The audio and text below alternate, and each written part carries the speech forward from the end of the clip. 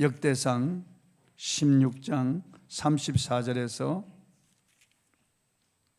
36절까지 보겠습니다.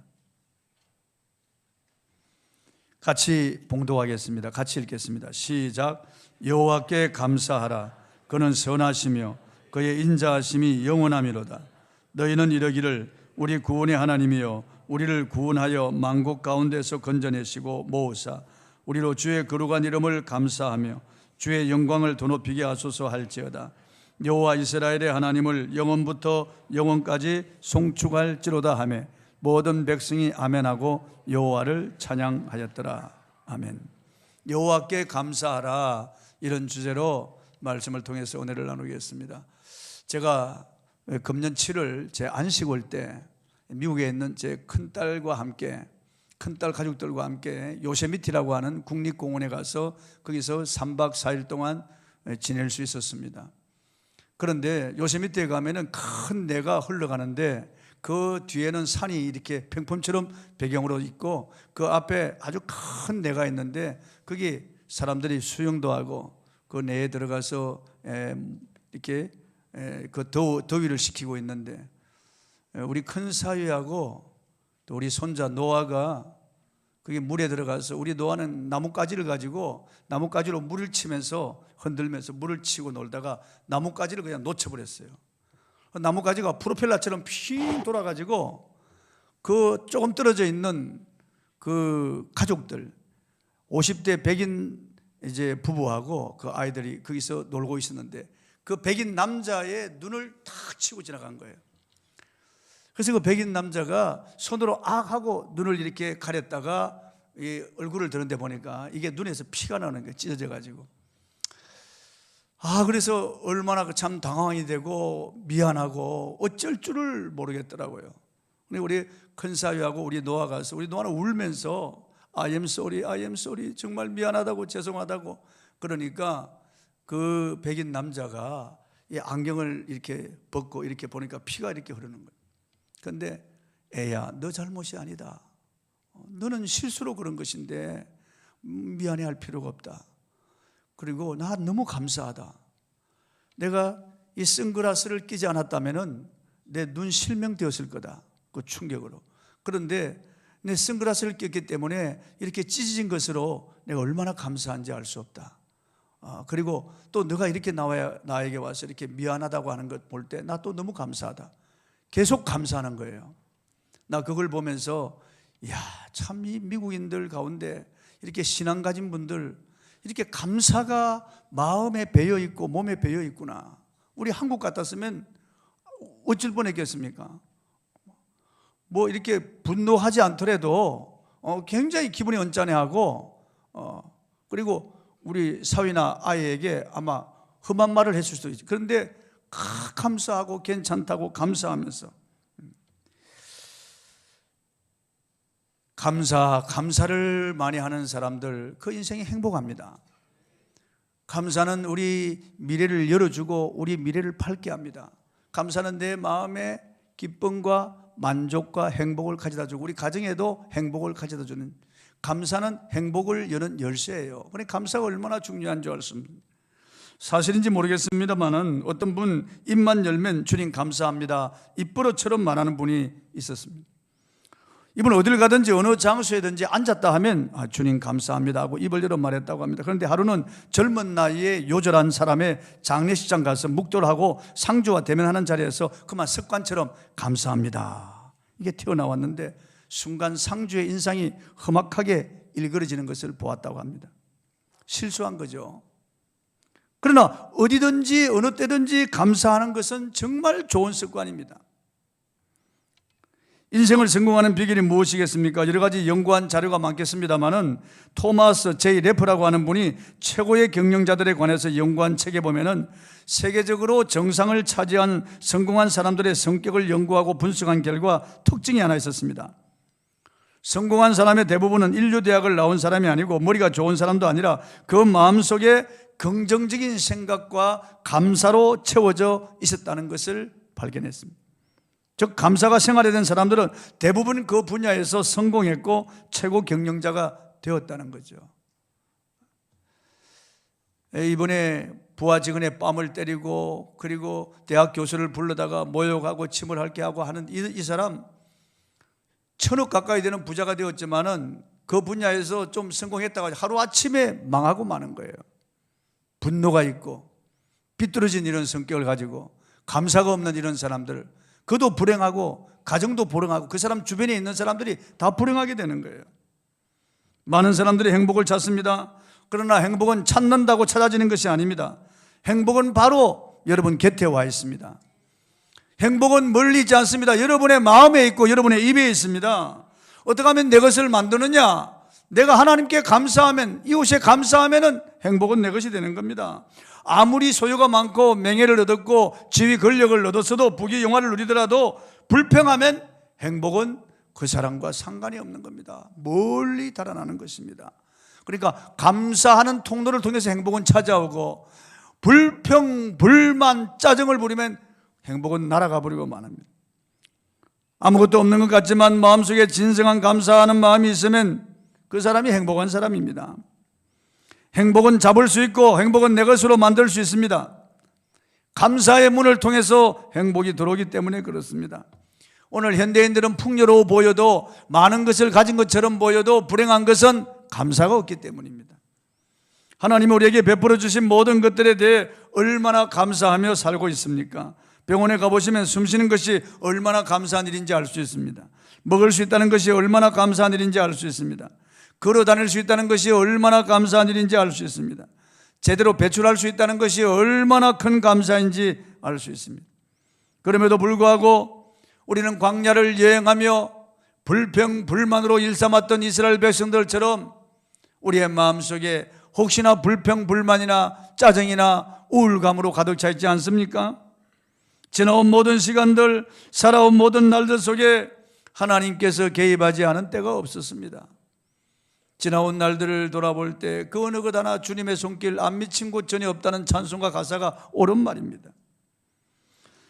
이스라엘은 자주 과거를 잊어버렸습니다. 하나님이 베풀어 주신 은혜를 잊어버린 거예요. 그래서 그들은 불평원방하는 거예요. 그래서 모세는 그들을 통해서 계속 잊지 말라고 권하고 있습니다. 신명기 8장 2절에 기억하라, 기억하라, 계속 기억하라고 말씀하고 있어요.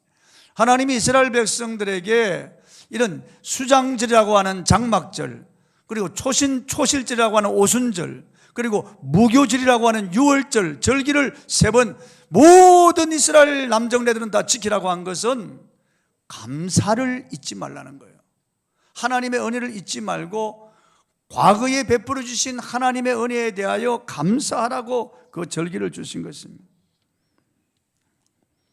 하나님의 은혜를 잊어버리기 때문에 우리는 감사하지 못하는 겁니다. 신명기에 보면 모세는 이스라엘 백성들이 가나안 땅에 들어가 누리게 될 풍요를 염려했습니다. 그들이 많은 것들을 소유하게 될 때 그 풍성함을 인하여 주님 베풀어 주신 은혜를 잊어버릴까 두려웠던 겁니다. 신명기 8장 12절 14절 읽어보겠습니다. 시작. 내가 먹어서 배부르고 아름다운 집을 짓고 거주하게 되며 또 내 소와 양이 번성하며 내 은금이 중식되며 내 소유가 다 풍부하게 될 때 내 마음이 교만하여 내 하나님 여호와를 잊어버릴까 염려하노라. 여호와는 너를 애굽 땅 좋은 데된 집에서 이끌어내시고. 모세가 염려했던 일이 일어났습니다. 이스라엘은 가나안 땅에 들어가서 풍요함을 누리게 될 때 하나님을 잊어버리고 하나님을 배반하고 그들은 감사를 버리고 이방의 신들을 쫓고 그러다가 불행을 계속되는 그런 불행을 맞이하게 돼요. 여러분, 혹시 우리가 감사를 잊어버리고 살고 있지 않습니까? 세상 것으로 채워져서 하나님의 은혜를 잊어버리고 살아갈 때가 많지 않습니까? 감사가 없으면 짜증이 납니다. 감사가 없으면 원망, 불평과 감사가 없으면 분노, 시기, 질투가 일어나고 감사가 없으면 모든 죄악된 요소들이 우리 안에서 일어나는 거예요. 감사는 그것들을 다 제거하는 양약이라고 볼 수 있습니다. 구원의 하나님을 인하여 감사하십시오. 다윗은 오베데돔의 집에서 법궤를 운반하면서 온 백성들 앞에서 춤을 추며 하나님께 경배와 찬양과 감사를 드렸습니다. 그 내용이 역대상 16장에 기록되어 있습니다. 읽어볼게요. 시작. 여호와께 감사하라. 그는 선하시며 그의 인자하심이 영원하미로다. 너희는 이르기를 우리 구원의 하나님이여 우리를 구원하여 만국 가운데서 건져내시고 모으사 우리로 주의 거룩한 이름을 감사하며 주의 영광을 더 높이게 하소서 할지어다. 여호와 이스라엘의 하나님을 영원부터 영원까지 송축할지로다 하며 모든 백성이 아멘하고 여호와를 찬양하였더라. 그 앞에 한번 띄워보십시오. 자, 여호와께 감사하라. 왜요? 그는 선하시며 그 인자하심이 영원하기 때문입니다. 하나님 그분의 성품으로 인하여 그분의 성품이 선하고 인자하심이 영원하기 때문입니다. 그래서 하나님 그분으로 인하여 감사하라는 겁니다. 그 다음 35절 구원의 하나님으로 인하여 우리를 구원하여 만국 가운데 건져내신 그 하나님의 그 이름을 감사하며 주의 영광을 더 높이게 하소서. 하나님 그분으로 인하여 감사하고 그분이 우리를 구원해 주셨기 때문에 하나님께 감사하라는 겁니다. 마틴 루터는 이런 말을 했습니다. 하나님 나라는 감사하는 사람이 가는 나라이며 마귀 세계는 감사가 없는 사람이 사는 곳이다. 옳은 말입니다. 고린도후서 9장 15절을 한번 읽어보겠습니다. 시작. 말할 수 없는 그의 은사로 말미암아 하나님께 감사한 하나님이 베풀어 주신 은혜가 셀 수가 없기 때문에 무한한 하나님의 은혜이기 때문에 말할 수 없다는 거예요. 입으로 말로 형용할 수 없는 하나님의 은혜를 우리가 받았다는 거예요. 여러분 저 태양만 없으면 우리는 죽습니다. 태양이 사라지면 곧 우리는 죽어버려요. 공기가 없으면 곧 죽어버리고 맙니다. 물이 없고 비가 안 오면 곧 죽어버리고 말아요. 하나님이 주신 이런 것만 없어도 우리는 죽고 마는데 하나님의 은혜가 얼마나 엄청난지 알 수 없어요. 모든 것이 하나님의 은혜예요, 여러분. 여러분 남편도 아내도 자식도 여러분의 부모님도 하나님이 주신 다 하나님이 주신 은혜예요, 은혜. 어릴 때 핏덩어리 하나 어머니 몸에서 태어났는데 아무 옷도 걸치지 않고 태어났는데 지금 내가 여기 입고 있는 거 다 주님의 은혜다. 모든 것이 그분의 은혜라고 말이에요. 그래서 구원의 은혜로 인하여 하나님 앞에 감사해야 됩니다. 그뿐 아니라 현재 인도하시는 하나님으로 인하여 감사해야 됩니다. 여러분 호흡하고 있습니까? 감사해야 됩니다. 걸어다닙니까? 감사해야 됩니다. 살아서 움직이며 할 일이 있습니까? 감사해야 됩니다. 왜냐하면 하나님이 건강 주셨고 하나님이 활동력을 주시기 때문입니다. 이런 건강이 없어서 마음의 소원은 있지만 아무것도 하지 못한 채 죽음만 기다리는 죽은 사자 같은 모습을 하며 사는 사람들이 얼마나 많은지 알 수 없습니다. 인터넷에 보니까 안구 하나 구입하려면 1억 원이 든다고 합니다. 눈 2개를 갈아 끼우려면 2억 원이 들고 신장 바꾸는데 3천만 원, 심장을 바꾸는데 5억, 간을 이식하는데 7천만 원, 팔다리가 없어서 어수와 어족을 끼워 넣으려면 더 많은 돈이 듭니다. 지금 두 눈 뜨고 두 다리로 건강히 걸어 다니는 사람들은 몸에 51억이 넘는 재산을 가지고 다닌다고 합니다. 도로 한가운데를 질주하는 어떤 자동차보다 비싸고 훌륭한 두 발로 세상을 활보하고 있다는 기쁨을 우리는 잊지 말아야 하겠습니다. 갑작스런 사고로 앰뷸런스에 실려갈 때 산소 호흡기를 쓰면은 1시간에 36만 원을 내야 한다고 합니다. 눈, 코, 입을 가지고 두 다리로 걸어 다니면서 공기를 공짜로 마시고 있다면 하루에 860만 원을 벌고 있는 셈입니다. 우리들은 51억짜리 몸에 860만 원씩 공짜로 받을 수 있으니까 얼마나 감사합니까? 안 믿네. 그런데 왜 우리는 불행하다고 생각합니까? 그 이유는 마음의 뿌리에 욕심이 있고 감사를 알지 못하기 때문에 그렇습니다. 감사하지 못하는 사람에게는 기쁨이 없습니다. 기쁨이 없다는 것은 결국 행복하지 않다는 말입니다. 감사하는 사람만이 행복을 소유할 수 있고 감사하는 사람은 행복이라는 정상이 이미 올라간 사람입니다. 오늘부터 숨 쉴 때마다 감사하시고 움직일 때마다 감사해 보십시오. 놀라운 일이 일어납니다. 감사하기 시작하면은 감사나무에 감사 열매가 맺힙니다, 여러분. 감사를 심으면 반드시 감사의 열매가 맺히게 되어 있어요. 감사할 조건이 계속 생기게 되어 있습니다. 그러므로 전천후 감사 신자가 되시고 감사 풍성한 삶을 살아서 감사 풍년의 열매를 거두시길 바랍니다. 하나님의 뜻은 범사에 감사하는 겁니다. 범사에 감사하라는 것은 모든 일에 감사하라는 겁니다. 어떤 사람이 건축 공사장 밑을 지나가는데 백돌이 떨어져서 그냥 이마가 깨지고 말았어요. 이마가 깨져서. 그런데도 이 사람이 예수 믿는 사람이라 일단 감사부터 했습니다. 이게 보니까 피가 나는 거예요. 하나님 감사합니다, 감사합니다 하고 있는데 갑자기 공사장 건물이 무너지면서 그 육중한 건물이 와르르 자기 앞에 쏟아져 내리더라는 거예요. 만약에 백돌 맞지 않고 조금 더 갔다면 그냥 깔려 죽었을 거예요. 백돌 맞은 것이 얼마나 감사한지 알 수 없더래.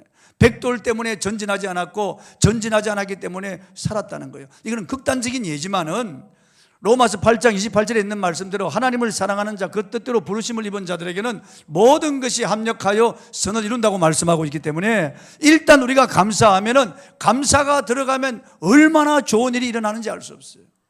반드시 선을 이룹니다.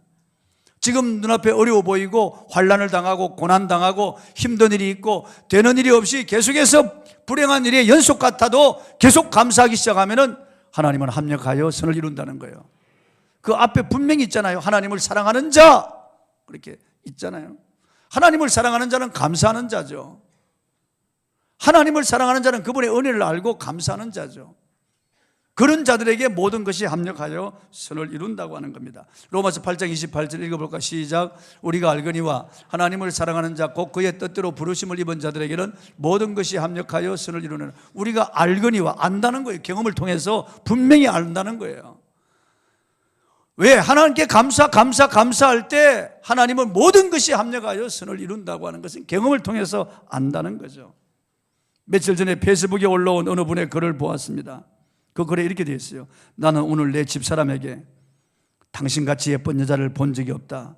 어쩌면 이렇게 고울 수가 있을까? 내가 당신을 만난 것이 내 일생의 행운이다 라고 말하려고 했으나 마음 한 구석에서 정직하게 살아야 한다는 생각 때문에 이 말을 안 하기로 했다. 그렇게 어떤 분이 이런 글을 올렸더라고. 여러분, 외모가 잘나고 맵시가 있다면 그것이 감사의 조건이 될 수 있겠습니다만 그것은 저급한 감사고, 부부가 당신이 내 남편이라는 것 때문에 감사하고 내 아내라는 것 때문에 감사해야 됩니다. 옆에서 내 대화의 상대가 되어주는 것, 같이 늙어가는 것, 그것만으로도 감사하고 남편과 아내가 몸을 움직일 수 있다는 것만으로도 감사해야 된다는 겁니다. 감사해야 된다는 겁니다.